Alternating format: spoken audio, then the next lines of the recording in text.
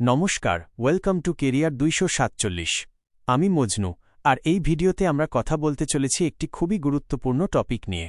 Recently international cricket council অর্থাৎ ICC বলা হচ্ছে পাকিস্তানকে একটি খুব বড় ওয়ার্নিং দিয়েছে যে তোমাদের ওপর আমরা স্যাংশনস ইম্পোজ করে দেব। কোনো বাইল্যাটারাল সিরিজ খেলতে পারবে না, না ভারতের সঙ্গে, না অস্ট্রেলিয়ার সঙ্গে, না সাউথ আফ্রিকার সঙ্গে।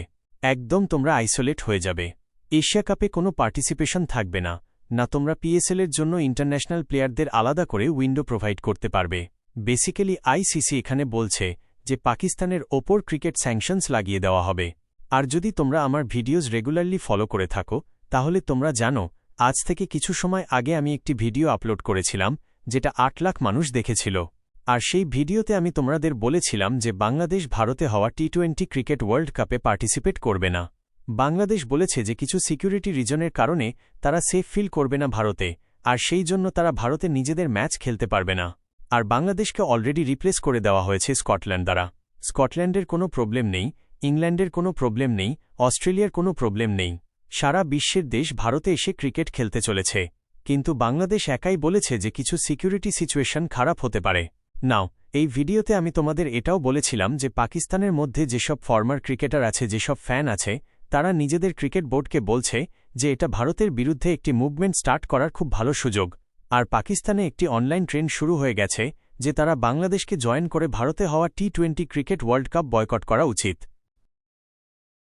এরপর কি হয়, মোহসিন নকভি, যিনি পিসিবির চেয়ারম্যান, তাঁর একটি স্টেটমেন্ট আসে যেখানে তিনি বলেন যে সম্ভবত বাংলাদেশকে সাপোর্ট করে আমরা টি-20 ওয়ার্ল্ড কাপে পার্টিসিপেট নাও করতে পারি। যদিও এখনও তারা কোনো ফাইনাল ডিসিশন নেয়নি, কিন্তু ইমিডিয়েটলি আইসিসি একদম পরিষ্কার করে বলে দিয়েছে যে যদি বাংলাদেশকে জয়েন করো ভারতে হওয়া টি-20 ওয়ার্ল্ড কাপ বয়কট করার জন্য এবং সেখান থেকে নিজের নাম উইথড্র করে নাও, তাহলে তার সরাসরি ফল হবে বাইল্যাটারাল সিরিজ থেকে সাসপেনশন, পিএসএল রেস্ট্রিকশনস এবং এশিয়া কাপ টুর্নামেন্ট থেকে সম্ভাব্য এক্সক্লুশন। নাও পিসিবি চেয়ারম্যান মোহসিন নকভির যে এক্স্যাক্ট স্টেটমেন্ট আছে সেটা আমি তোমাদের দেখাব, কিন্তু আবার এখানে একটি কথা বুঝতে হবে, মোহসিন নকভি আসলে কে? সেই লোক যে এর আগেও বলেছিল যে সে ভারতের টি-20 ওয়ার্ল্ড কাপ ডিরেল করে দেবে। বাংলাদেশকে অনেকটাই এরা একটি পাপেট হিসেবে ব্যবহার করছে। এটা ব্যবহার করা হচ্ছে আজকের সময় পলিটিক্সের জন্য। এর আগে যে এশিয়া কাপ 2025-এর ট্রফি ছিল, যা ভারতের পাওয়ার কথা ছিল, সেটাও নিয়ে পালিয়ে গিয়েছিল। আর আসিফ মুনিরের সঙ্গে ওকে খুবই বেশি ক্লোজ বলা হয়। ইউজুয়ালি দেখুন, পাকিস্তানে পিসিবির চেয়ারম্যান সেই ব্যক্তিই হয় যে হয় রুলিং গভর্নমেন্টের খুব কাছের, নয়তো সেই সময়ের আর্মি চিফের খুব কাছের। তো মোহসিন নকভি রিসেন্টলি এই স্টেটমেন্ট দিয়েছে যে আজকের সময় যা হচ্ছে সেটা ভুল হচ্ছে। আজ বাংলাদেশের সঙ্গে ইনজাস্টিস করা হচ্ছে, এবং I said the same in the ICC board meeting. এই কথাটা ও আইসিসিতে গিয়ে বলেছে যে বাংলাদেশের সঙ্গে আইসিসি ভুল করছে। নাও কি ভুল করছে? একটা টুর্নামেন্ট আছে, টি-20 ক্রিকেট টুর্নামেন্ট, ওয়ার্ল্ড কাপ আছে, লিটারালি টি-20রও। আপনি যান, আপনার ম্যাচ খেলুন। আপনি তো সেই একই দেশে নিজের সবচেয়ে বড় স্টার মুস্তাফিজুর রহমানকে আইপিএল খেলতে পাঠাতে যাচ্ছিলেন। আইপিএল থেকে ওর নাম কেটে যাওয়ার পর আপনার রাগ উঠে গেল। এখন আপনি বলছেন যে ভারত আমাদের জন্য আনসেফ। যদি আনসেফই হয় তাহলে মুস্তাফিজুর রহমানকে ভারতে খেলতে যাওয়ার অনুমতি আগে কেন দিয়েছিলেন? ক্লিয়ারলি এদের ইস্যু সেফটি নয়, এদের ইস্যু আজকের সময় এটা যে ভারতের ক্রিকেটিং ইকোনমিকে আঘাত করা। ভারত আজকের সময় ক্রিকেটের দুনিয়া একটা খুব বড় পাওয়ার হয়ে উঠেছে। এখানে যতটা সম্ভব ড্যামেজ করা যায় ততটাই ড্যামেজ করা, এইটাই উদ্দেশ্য। আর সেই জন্যই এখানে আপনি দেখবেন ক্যাটেগরিক্যালি ভারতকে টার্গেট করা হচ্ছে। You can say that for one country you can make a decision whenever you want, and for another country you can make a totally opposite decision.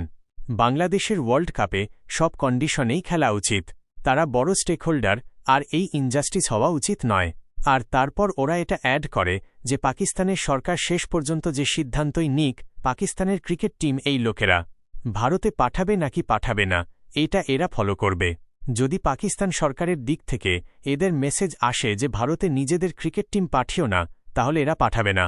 এখানে আপনি দেখতে পাবেন, look, if the government of Pakistan says that they don't want to play, then they means ICC can bring another team। মানে ICC আর একটা team নিয়ে আসতে পারে, যেমন 21তম টিম স্কটল্যান্ডের মতো আর একটা টিম নিয়ে আসা যেতে পারে। জি হ্যাঁ, এইবারের টি-20 ওয়ার্ল্ড কাপে টোটাল 20টা টিম পার্টিসিপেট করার কথা ছিল। বাংলাদেশ রিপ্লেস হয়ে স্কটল্যান্ড এসে গেছে, আর এখন এরা এখানে হুমকি দিচ্ছে যে সম্ভবত আর একটা অ্যাডিশনাল টিম ডাকতে হতে পারে যদি পাকিস্তানও এখান থেকে পুল আউট করে নেয়। নাও এখানে প্রশ্ন আসে, ধরে নিন পিসিবি পুল আউট করে নিল। এরপর আইসিসি, যেটাকে আজকের সময় লিড করছেন জয় শাহ, তিনি যদি পাকিস্তানের ক্রিকেট বোর্ডের ওপর হেভি স্যাংশনস লাগিয়ে দেন, তাহলে আর কোনো নিউজিল্যান্ড অস্ট্রেলিয়ার সঙ্গে কোনো ক্রিকেট ম্যাচ হবে না। একদম আইসোলেট হয়ে বসে থাকো। ঠিক আছে, বাংলাদেশ আর পাকিস্তান নিজেদের মধ্যে ক্রিকেট খেলবে। যদি আমরা এমনটা করে দিই, তাহলে পিসিবির কতটা লস হবে? দেখুন, ম্যাসিভ লস হতে চলেছে। আর সেই কারণেই চান্সেস খুব কম লাগছে যে পাকিস্তান এই রিস্ক নেবে। অলরেডি আমি আপনাদের বলে দিই, পাকিস্তানের যে ক্রিকেট বোর্ড আছে তার ফাইন্যান্সিয়াল হেলথ নিয়ে খুব বড় প্রশ্ন উঠছে, কারণ রিসেন্টলি এরা খুব অদ্ভুত ধরনের কস্ট কাটিং মেজার্স নিয়েছে, যেগুলো তখনই নেওয়া হয় যখন ক্রিকেট বোর্ডের ফাইন্যান্সিয়াল হেলথ খুবই দুর্বল হয়ে যায়। ফর এক্সাম্পল, এদের অনেক ডোমেস্টিক টুর্নামেন্টে প্লেয়ারদের পার্টিসিপেশনের জন্য যে টাকা দেওয়া হতো সেটা ছিল 1 লাখ পাকিস্তানি রুপি, কিন্তু এখন ম্যাচ ফি কমিয়ে মাত্র 100 পাকিস্তানি রুপি করে দেওয়া হয়েছে, যা ইন্ডিয়ান রুপিতে রাফলি ধরলে প্রায় 3200 রুপি হয়। আর একইভাবে অনেক ফ্যাসিলিটিজ যেগুলো এরা নিজেদের ক্রিকেটারদের প্রোভাইড করত সেগুলো কমিয়ে দেওয়া হয়েছে। এতে কোথাও থেকে মনে হচ্ছে না যে পাকিস্তানের ক্রিকেট বোর্ড ফাইন্যান্সিয়ালি ভালো করছে। পিএসএলে আপনি যদি দেখেন, তাহলে অনেক প্রোমোটার টাকা কামাতে পারছে না, কোনো ভ্যালুয়েশন ইনক্রিজ হচ্ছে না। পিএসএল অনেকটাই ডাউনওয়ার্ড স্পাইরালের দিকে যাচ্ছে। পুরনো রিটায়ার্ড ক্রিকেটাররা যারা আইপিএল খেলেছে, যাদের বয়স এখন 41-42 আইপিএলে, এখন আর কেউ নিতে চায় না। সেই প্লেয়ারদের কিছু ম্যাচের জন্য এরা ডেকে নেয় যাতে টুর্নামেন্টের একটু শিন বজায় থাকে, কিন্তু ওভারঅল চান্সেস এটাই লাগছে যে আইসিসি থেকে যে স্যাংশনসের ওয়ার্নিং এরা পেয়েছে, সেই ভয়ে পাকিস্তান ভারতে হওয়া টি20 ওয়ার্ল্ড কাপ বয়কট করবে না। তবে পার্সোনালি যদি আমাকে জিজ্ঞেস করেন, আমি মনে করি আমরা সবাই দেখতে চাইব যে পাকিস্তান বয়কট করার চেষ্টা তো করুক। আমরা দেখব এই ক্রিকেট স্যাংশনস আসলে কিভাবে কাজ করে। What do they work like? এখনও পর্যন্ত কোনো দেশের ওপর এই লেভেলের ক্রিকেট স্যাংশনস আমরা দেখিনি। তো আবার বলছি, আগামী সময়ে এই টপিক খুব বেশি নিউজে থাকবে।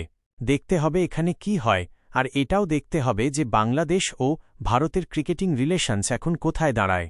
কি বাই ল্যাটারাল সিরিজ হবে? কি বাংলাদেশের প্লেয়ারদের আমরা দীর্ঘ সময় আইপিএলে দেখতে পাব না? অনেক কিছু হতে চলেছে। কিছু আপডেট এলে আমি আপনাদের জন্য আপডেটেড ভিডিও নিয়ে আসব। ফাইনালি এখানে আমি আপনাদের একটা প্রশ্ন করব, সেই কোন দেশ যে রিসেন্টলি বিশ্বের প্রথম কম্প্রিহেন্সিভ আইন পাশ করেছে আর্টিফিশিয়াল ইন্টেলিজেন্স গভর্ন করার জন্য? এই প্রথম দেশ যারা প্রপার ল পাশ করেছে যে হেলথ কেয়ার হোক, পুলিশিং হোক, সব জায়গায় এআই এর ইউজের জন্য প্রপার গাইডলাইন্স থাকতে হবে। প্রপার ল এর আন্ডারে এআই ব্যবহার করা হবে। বলুন তো, কোন দেশ এই ল পাশ করেছে? অপশনস হল সাউথ কোরিয়া, জাপান, ইউএসএ নাকি ভারত? কমেন্ট সেকশনে উত্তর দিন। যারা সঠিক উত্তর দেবে তাদের কমেন্ট আমি হার্ট করে দেব, যাতে বাকিরা বুঝতে পারে সঠিক উত্তর কোনটা।